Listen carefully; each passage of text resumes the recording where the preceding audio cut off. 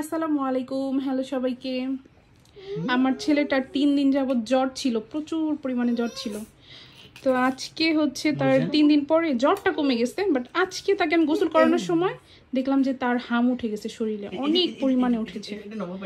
তো হাম উঠে মানে ওঠার কথা শুনে তার পাপা তার জন্য মিষ্টি কিনে নিয়ে আসছে, দই মিষ্টি। তো এখন সে হচ্ছে একটু খাচ্ছে, বাট সে মিষ্টি একদমই লাইক করে না। তারপর ট্রাই করছে, দেখি খাই কিনা। পাপা মজা না? মজা না? সবাই প্লিজ আমার ছেলের জন্য দোয়া করবেন, সে যেন সুস্থ হয়ে যায়। জ্বর ছিল প্রচুর, জ্বর নাই এখন, বাট হাম উঠে গেছে আজকে দেখলাম গোসল করানোর সময়।